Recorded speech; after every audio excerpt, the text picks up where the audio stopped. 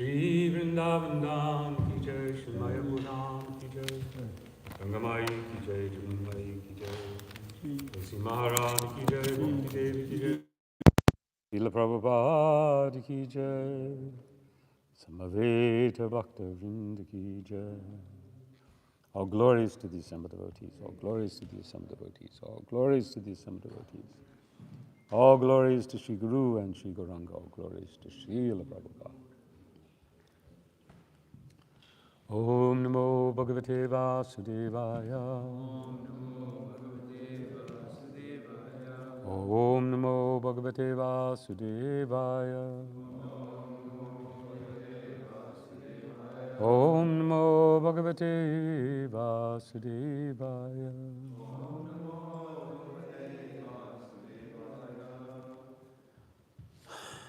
First, my obeisances to all of you. Vanchakalpatarubhyascha kripa sindhubhyevacha patitanam pavanebhyo vaishnavebhyo namo namaha. Tomorrow, we will celebrate and observe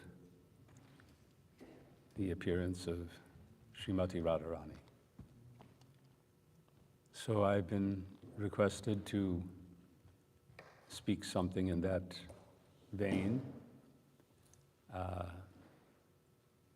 So rather than, although there will be various verses that I'll try to reference. Can you hear? Is that better? Okay.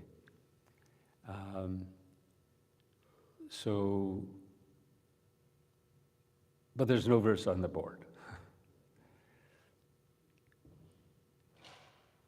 I want to start on the Atlantic Ocean. In a couple of days, it will be the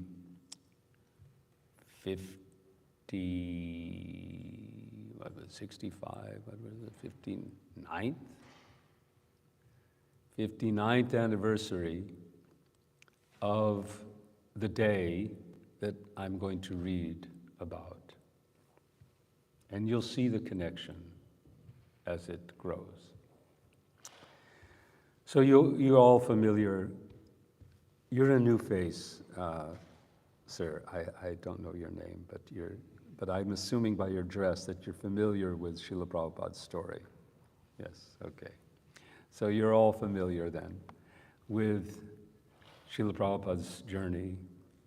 You're all familiar with the crisis that he experienced during the beginning of his voyage. But now we're getting close. It's September 13th, and I'm going to read here. This is Srila Prabhupada's words. Today is the 32nd day of our journey from Calcutta. After midnight yesterday, the lurching decreased and I felt relief. In the morning also, I could not take my breakfast properly. Then I cooked bhati chatori. It appeared to be delicious, and I was able to take some food. Today, I have disclosed my mind to my companion, Lord Sri Krishna. There is a Bengali poem made by me today in this connection, and that's where we're going after this. At about 11, there's a little lurching. The captain tells that they had never such calmness of the Atlantic.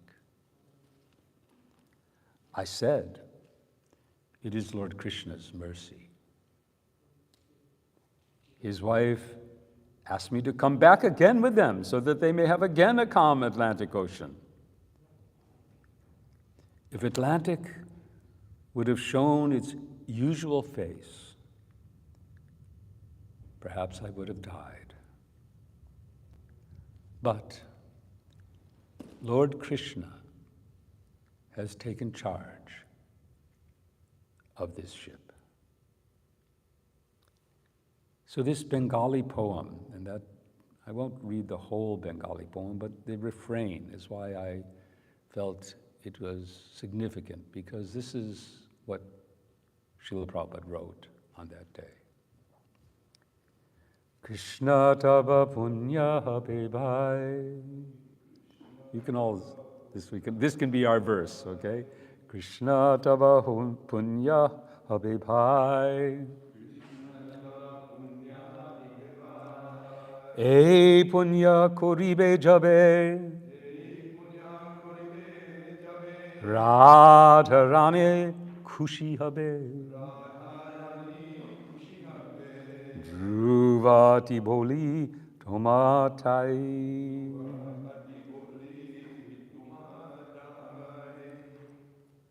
Krishna Taba Punya Habe Bhai. Your good fortune, punya, oh brother. The translation, and I'm not sure if this is Prabhupada's own translation or someone else's, I'm not sure. But I emphatically say to you, O brothers, Krishna, taba punya habibai, O brothers, you will obtain your good fortune from the Supreme Lord Krishna. And Prabhupada says, E punya kuribe, this punya, jabe radha rane kushi habe. You'll obtain this when Srimati Radharani becomes pleased with you. Dhruva ati boli toma tai. Dhruva ati. Dhruva is with great force. That is why the translation begins. I emphatically say Dhruva ati. We know that term Dhruva from Dhruva Maharaj. Why is he known as Dhruva? Because of his determination. So Prabhupada begins his poem saying, with great determination, I am telling you this, O brother. Who's he addressing? He's addressing us. You will obtain the mercy of Krishna. All your good fortune will come. When? When will it come? Radharani Khushi Habe. When Radha is pleased. So we want to explore today how to please Sri Radha.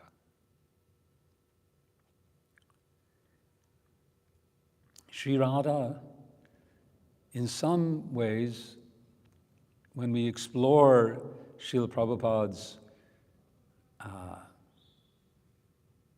introduction to us of Krishna consciousness, then Radha is something of a mystery. There are others currently now in Vrindavan and so on, whose emphasis is entirely Srimati Radharani. Everything is Srimati Radharani. But we note, I think it's significant to note that Srila Prabhupada, when he came to the West and he talked to us, he didn't speak so much about Sri Radha. Why is that? Why is that?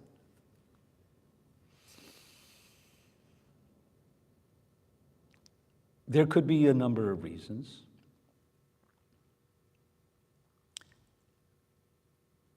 The one that he speaks about sometimes is because, and I think I was speaking to Ram Roy, I think he may reference this tomorrow in his talk, that when Srila Prabhupada spoke on Radhastami in Montreal in 1968, he was very, very careful to point out, don't think Sri Radha is some ordinary girl. Don't think that this Radha Krishna, this is some ordinary mundane love affair or something, which is very possible. And it's happening. In India today, probably most people, when they think of the love of Radha and Krishna, they often mix it up.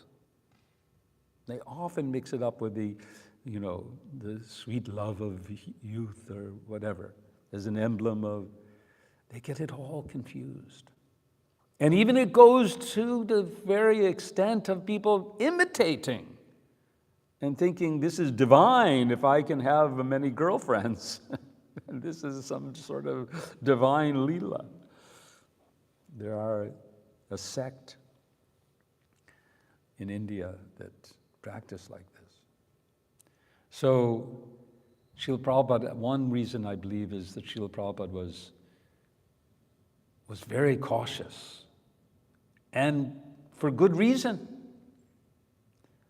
After some years, although because he did speak of Sri Radha, it's not that he withheld information. He wrote the Krishna book, the rasa dances there, it's all there. But we found that some devotees tried to kind of jump over, you could say, and just try to get into, they even called themselves the Gopi Bhava Club.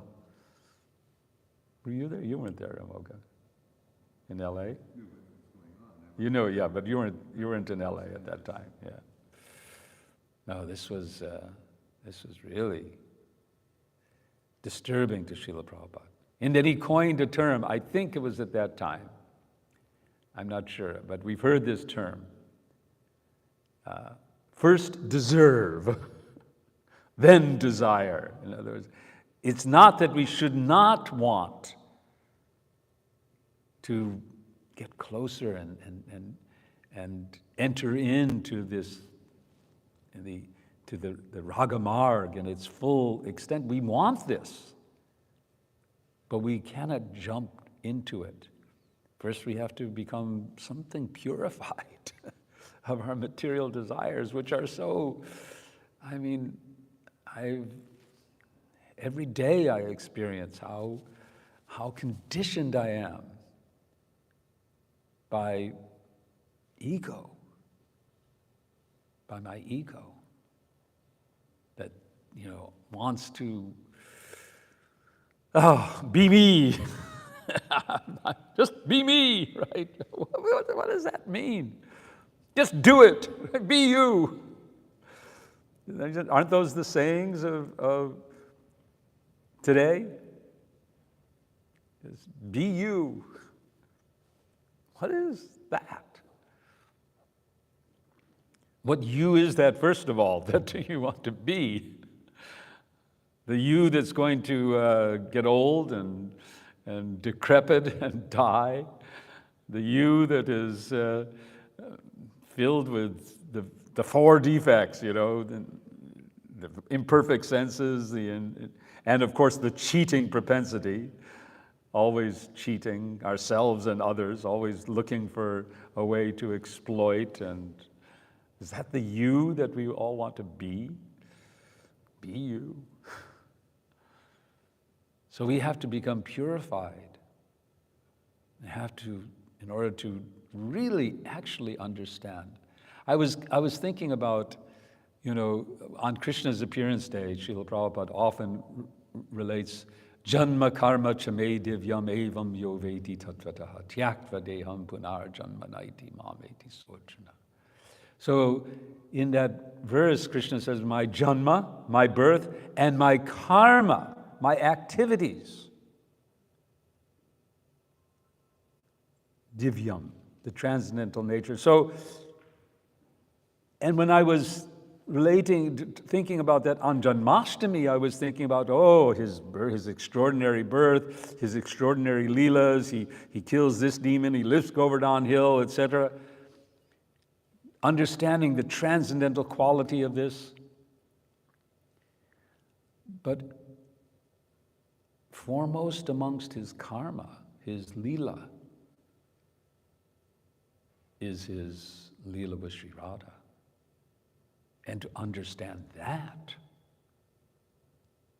to fully understand that transcendence, to go beyond, to see the divine couple not as what they appear to be. They appear to be a loving couple of a boy and a girl. But that would be such a mistake. To see the truth of their divine Jugal Kishore. We pray like that, isn't it?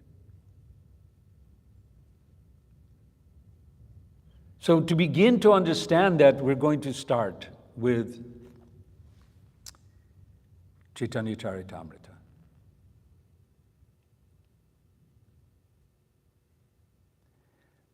456. Adi 456.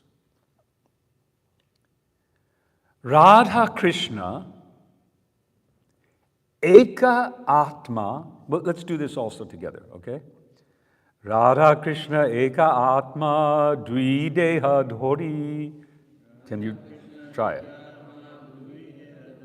It's easy, it's Bengali. Radha Krishna Eka Atma Dvideha Dhari. Radha Krishna Eka Atma Dvideha Dhari. Anyonye Vilase Rasa Ashradhana Kori. Anyonye Vilase Rasa Ashradhana Kori. Radha and Krishna. Eka Atma. One self. Ek Atma. Dvi, two. Deha meaning bodies. Two bodies. Dhari.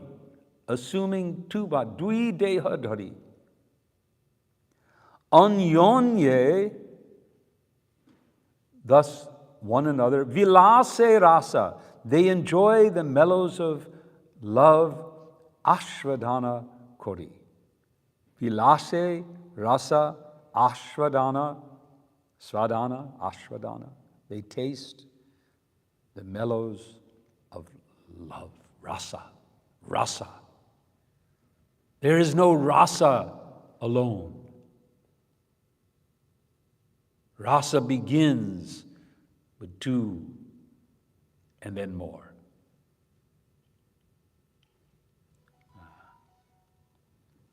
Radha and Krishna are one and the same, but they have assumed two bodies. Thus they enjoy each other, tasting the mellows of love. They are one and the same. This is the core. When Krishna says, Janma karma chame divyam evam yoveti tatvata, he's not just speaking of himself, he's speaking of himself and Sri Radha. Together, they are one. So to understand them, truly understand them, gives us entrance. Krishna then says, all right. And actually, as we're going to learn here, in this process, it's Sri Radha who is the real personality giving us that entrance. But it's a mystery. Here it says in Prabhupada's purport, the two transcendentalists, Radha and Krishna, are a puzzle to materialists. The above description of Radha and Krishna from the diary of Srila Swarup Damodar Goswami is a condensed explanation. But one needs great spiritual insight to understand the mystery of these two personalities. So here we find another reason why was Srila Prabhupada hesitant to immediately start talking about Sri Radha? Because you need deep insight to understand, and that takes some time. And actually, he did introduce Sri Radha from the very beginning. How did he do that? Hare! Hare Krishna. From the very, very beginning, he gave us Sri Radha. But with Krishna, always Hare Krishna, Hare Krishna. One is enjoying in two. Sri Krishna is the potent factor. Srimati Radharani is the internal potency. According to Vedanta philosophy, there's no difference between the potent and the potency. They are identical. We cannot differentiate between one and the other any more than we can separate fire from heat. So this analogy of fire and heat is how we begin to try to understand Radha and Krishna as fire, like fire and heat. You cannot, if there's fire where there must be heat, right? There's no such thing as fire without heat. And if there's heat, there's some sort of fire. Now that fire may be electric fire, or it may be, some other kind of fire. Maybe the fire of the sun coming. But somewhere there's fire if there's heat. So they're always together. So Radha and Krishna are so intimately connected.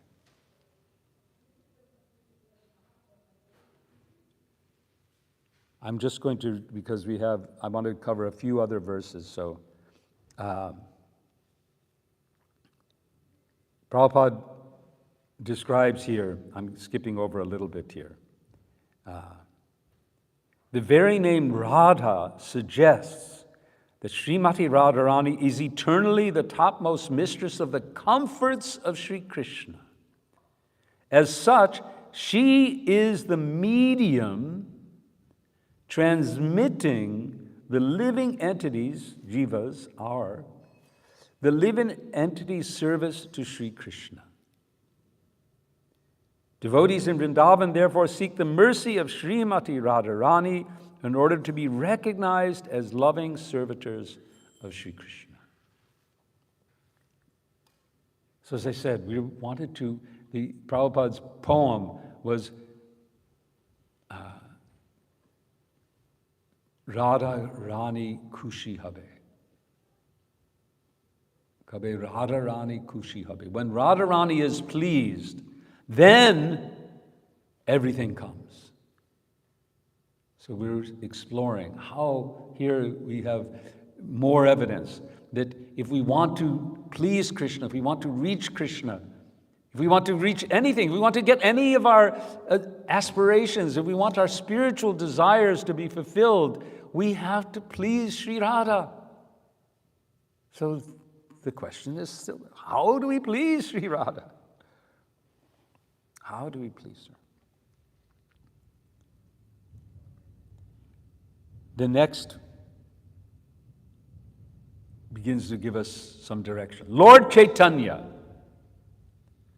Mahaprabhu personally approaches the fallen conditioned souls of the Iron Age to deliver the highest principle of transcendental relationships with the Lord. The activities of Lord Chaitanya are primarily in the role of the pleasure-giving portion of his internal potency. So, another verse that we're going to read here, just to if I can get.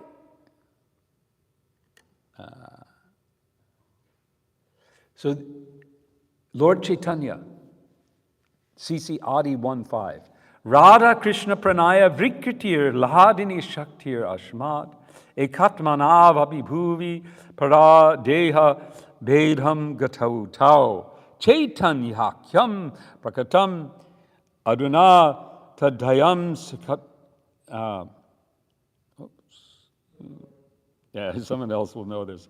Chaikyam Aptam Radha Bhava Duti Svalalitam Nomi Krishna Surupam. So, Lord Chaitanya, how do we please Sri Radha? The first thing is that Lord Chaitanya comes as in the mood of Sri Radha, bringing Sri Radha. This verse is saying that in Lord Chaitanya, Krishna and Radha both are present. They're both there. Very often in the temples that Bhaktisiddhanta Saraswati Thakur established, you will find Shri Radha Govinda, Radha Madhava, with Gauranga. Not just Gauranga. To indicate these are the same. Gauranga and Shri Shri Radha Krishna, they are the same personality. And it's in the personality of Sri Chaitanya Mahaprabhu that we get entrance to please Sri Radha.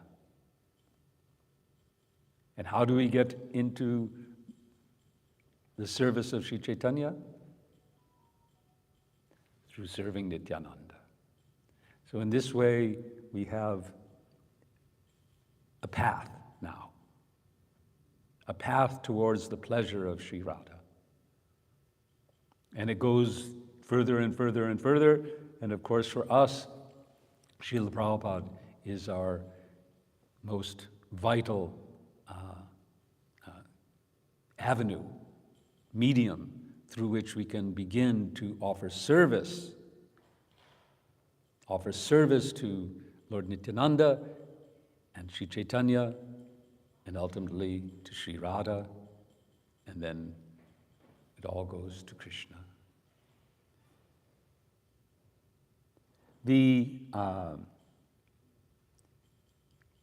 Very beautifully, Srila Prabhupada describes, but I'm going to, first I want to go to the meaning of Radha. And I hope, all of these things are worthy of repeating. So I know that tomorrow Ram Roy is also going to give class, and I spoke to him. I think he talked about this particular lecture, but I'll just take a little bit out of it. I was thinking about, and I will do this. There is I began by talking about how Srila Prabhupada didn't emphasize and speak a lot about Sri Radha in his initial days. And I suggested that one main reason was to avoid our making us, I have to adjust here. My leg is falling asleep. Here, I hope that's okay with the camera. Let's see, there.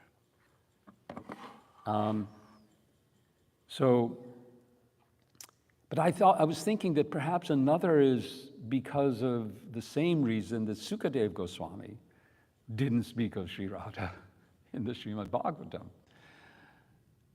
Knowing Srila Prabhupada's intimacy with the service of Srimati Radharani, if he were to begin to go and discuss and so on, then that also may lead into a state of ecstasy. But in any case, that's just this little thought. But it is a fact that in the Srimad Bhagavatam, Sukadev Goswami does not actually directly use the term Radharani. But he does, and indirectly. He speaks of Radha in this verse, which is 10:30:28. Anaya radito nunam Bhagavan Hari Ishvaraha Yanno Vihaya Govinda Krito Yam Anayad Rahu. Raha. Translation. Certainly this particular gopi has perfectly worshipped the all-powerful personality of Godhead Govinda, since he was so pleased with her that he abandoned the rest of us and brought her to a secluded place. And the purport, it's explained that Srila Vishwanath Chakravarti explains that the word Aradhita refers to Srimati Radharani. The sage Sukadev Goswami has tried with all endeavor to keep her name hidden, but now it automatically shines forth from the moon of his mouth that he has spoken her name is indeed her mercy, and thus the word Aradhita is like the rumbling of a kettle drum sounded to announce her great good fortune. So Aradhita, Radha, as pointed out in the first purport of Chaitanya Charitamrita that I read, specifically refers, the name means worship, to worship. And she is the ultimate worshiper. Now, that led me to another question. Well, what do we mean by worship? What is worship? Other places, Lord Chaitanya describes that the greatest worshipers of Bhagavan are the gopis. How are they worshiping? Now, here we have a devotee on the altar. I think it is Revati Nandan, maybe? I'm not sure. Anyway, what's he doing? Is he not worshiping? Or maybe it's Vrajamahan. He's worshiping. He's fanning.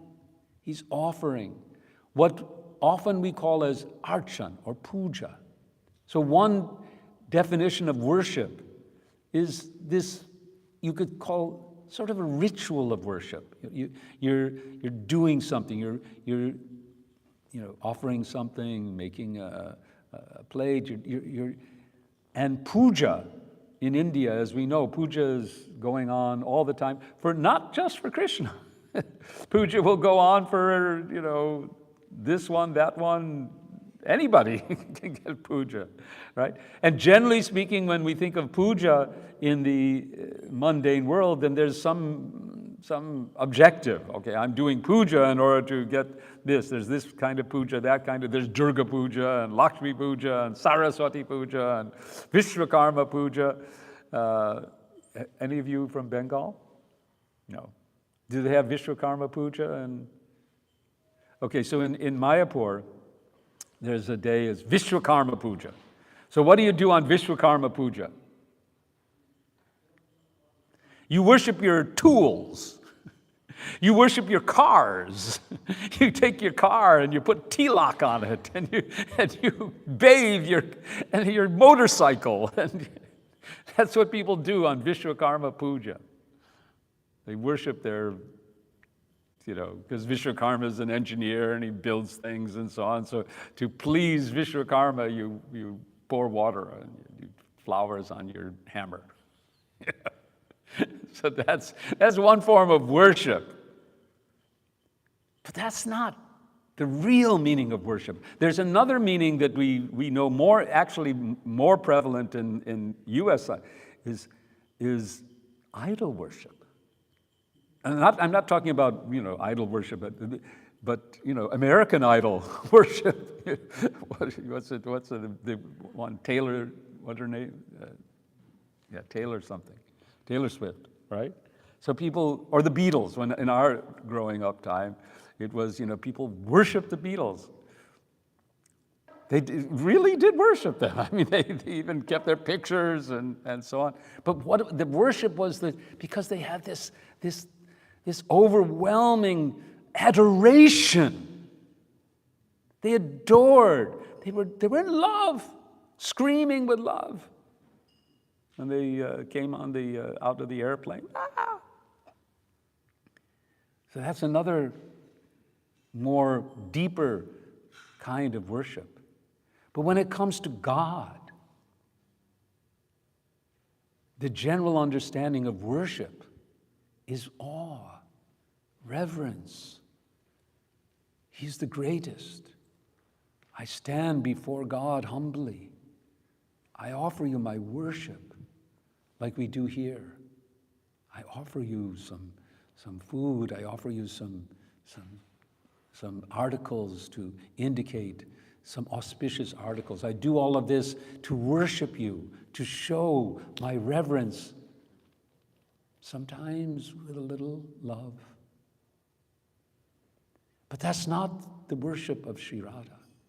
Sri Radha didn't stand before Krishna and offer him a pradeep and wave incense.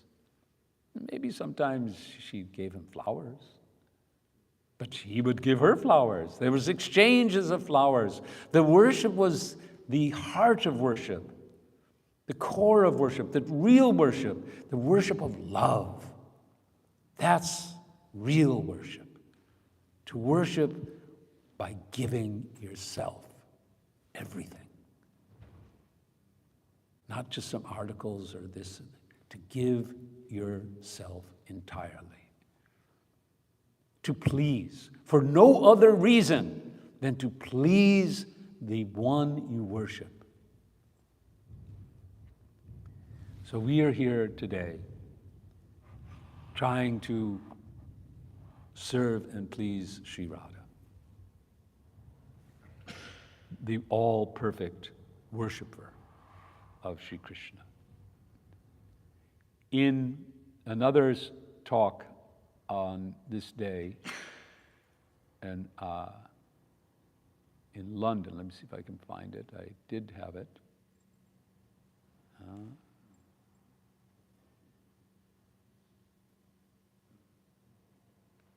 Well, this is not the one, but this is in Vrindavan. And Srila Prabhupada is talking just like Radharani.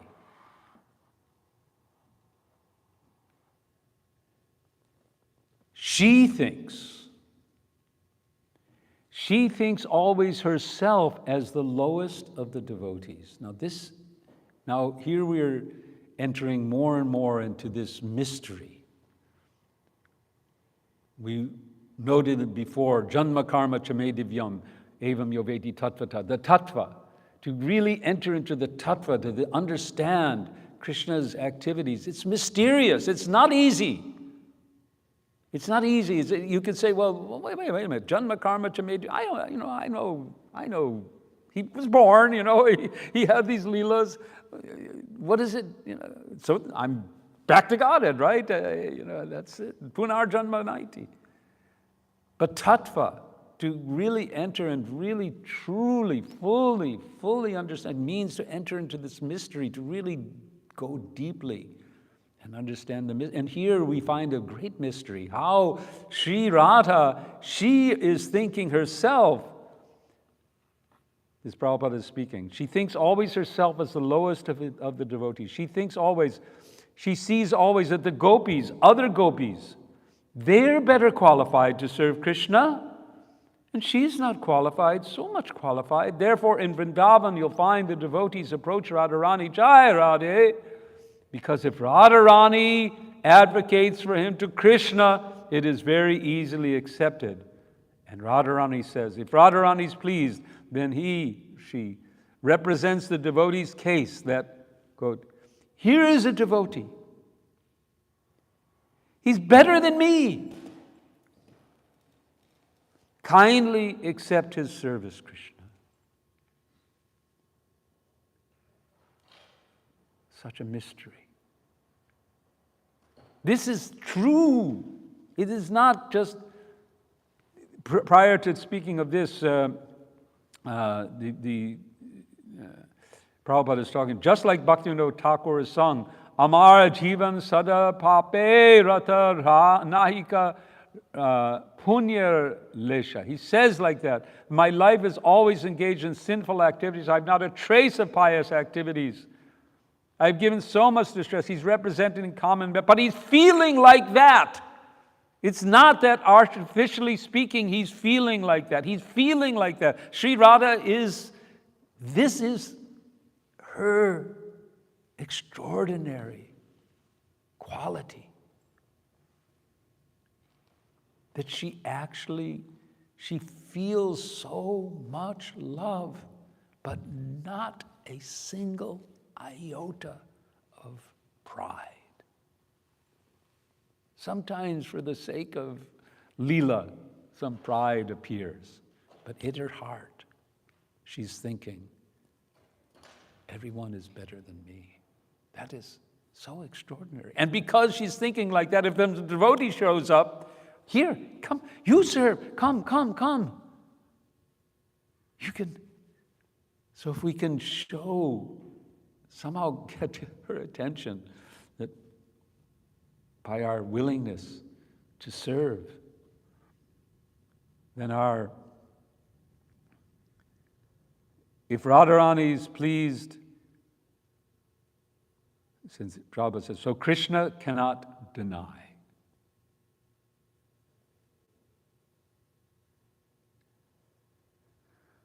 And then he described, this is Mahabhav. This is Radharani's Mahabhav. Chaitanya Mahaprabhu displayed that Mahabhav. That same quality was displayed by Sri Chaitanya Mahaprabhu. And where did he display it? In Jagannath Puri Dham. Here we have Lord Jagannath has come to reside here again. Such a great fortune we have. Mahaprabhu went there. He went to Puri to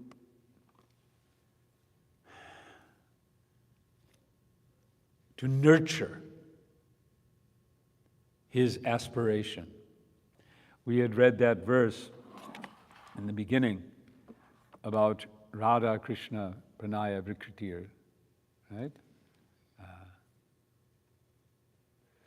The next verse describes Mahaprabhu's aspiration, desiring to understand, I won't read all the Sanskrit, desiring to understand the glory of Radharani's love, the wonderful qualities in him that she alone relishes through her love, and the happiness she feels when she realizes the sweetness of his love. The Supreme Lord Hari, richly endowed with her emotions, appeared from the womb of Srimati Sachi Devi as the moon appeared from the ocean. So to fulfill these aspirations of Sri Chaitanya Mahaprabhu, of Krishna. Krishna is aspiring, Krishna himself, he is aspiring to, he's separated himself. This is the mystery. He comes two, but now he wants to become one. How can any of us understand it? But we can worship this manifestation, this great ocean of love that Chaitanya Mahaprabhu manifests. Mahabhava. And where does he manifest it? In Jagannath Puri Dham.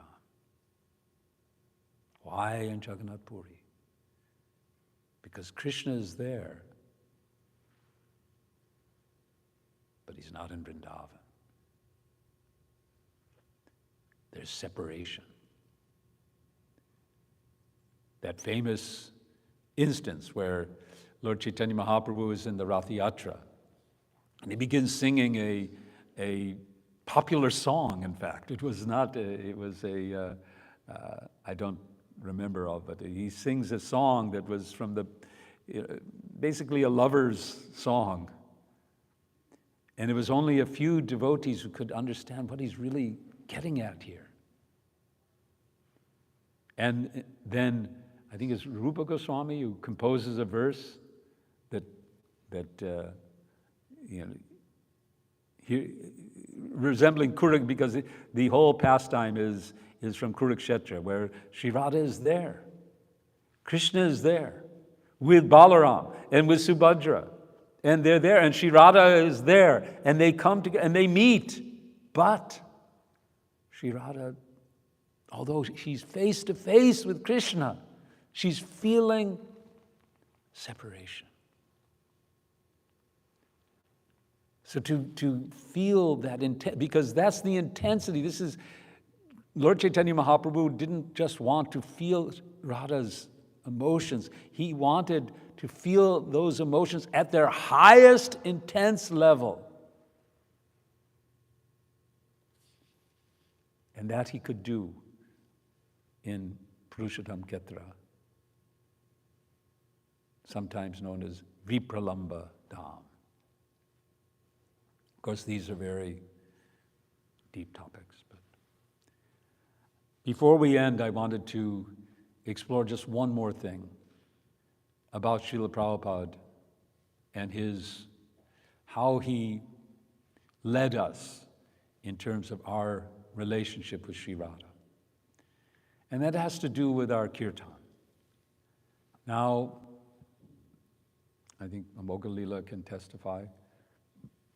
During Srila Prabhupada's time, he frowned on, well, how to put this?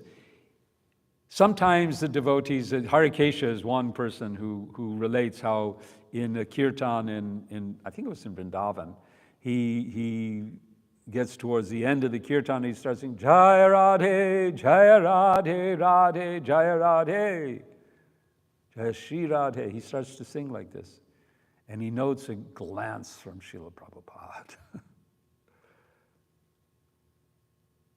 Srila Prabhupada did speak about this. He said there's nothing wrong with it. He didn't, it's Radha's holy name. But still he encouraged us, just chant Hare Krishna, which is also Radha's name, Hare Krishna. He was, I believe, he never really elaborated, although he was very concerned about concocted mantras, because, and particularly in Vrindavan, they're just nearby. Now I think it's quite subdued.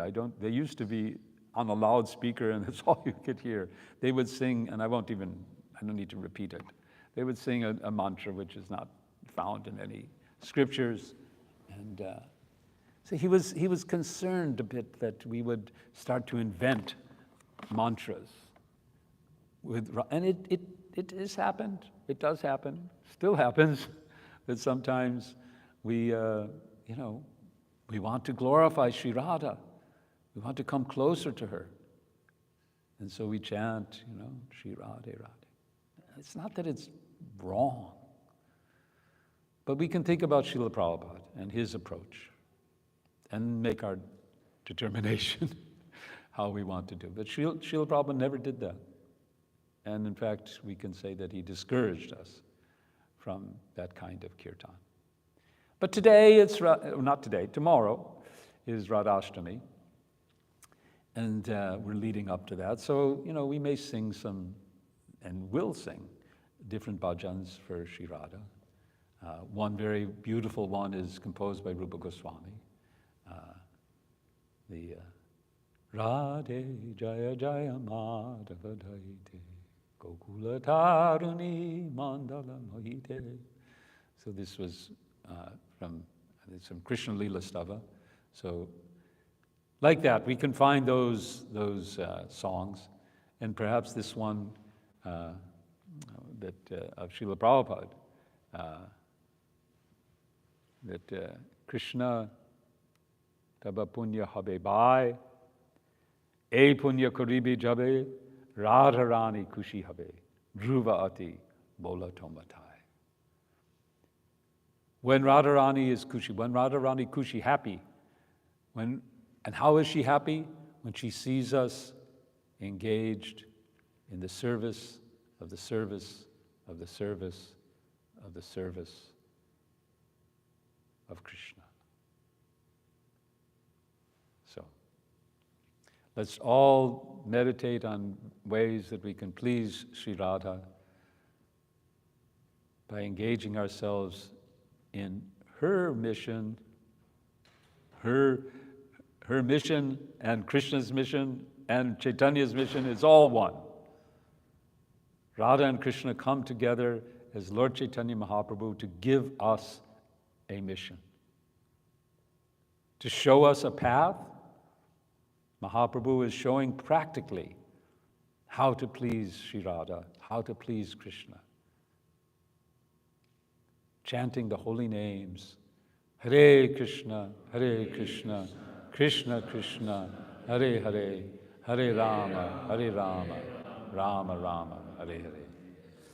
So I didn't leave enough time but maybe if there's some questions that I might not be able to answer, but you can ask, but otherwise we can. Is that okay? Good? Amoga's got a comment or a question. I believe Srila Prabhupada compared book distribution to bringing gopis to Sri Krishna or to Radharani to Krishna. Yes. It's an easy way to please Srimati Radharani. Yes, bring some souls, some lost souls, because she is our mother. She is, and her love for us. And we all know that Krishna wants us to return to him, but you can imagine how much more even Srimati Radharani wants us to return. When the son leaves home, we have the story of the prodigal son and the reunion with the father. But you can just imagine how much the reunion with the mother would be. I have personal experience of that. When I left home and went wandering, when I was saved by the Krishna consciousness movement, I got back in touch with my family, and it was my mother. She was the most pleased because, her son is. She was the one she became a life member. Yes. How is it that Srimati Radharani in Vrindavan, who's a teenage girl, in the amorous pastimes with Krishna, how is she also simultaneously a mother for aspirants that want to associate with devotee? Her Leela with Krishna, she assumes the form that's most pleasing to the Lord for the pastimes of the Lord. But ontologically, our relationship with her is that she is the first energy of Krishna, and all other energies expand from her, including us. So, in that way, we know that our relationship with her. But when we approach Srimati Radharani and Sri Krishna, we approach them in a different mood than, we're not at the level of the gopis and how they interact with Sri Radha and Krishna. So we approach simply as servants. And in that way, we can also see her as our queen. We speak of Radharani as Radharani. So not only as mother, but also as our queen, which is another kind of mother.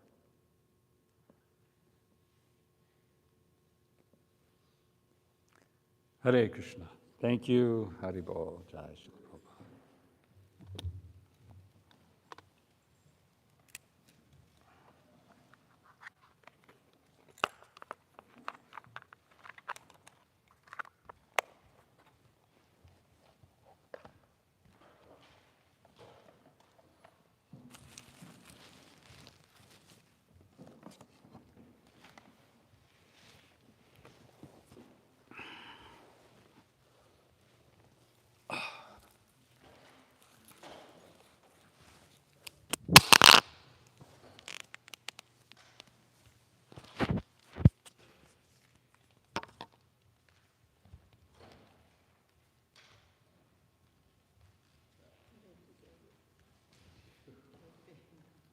Okay, no problem.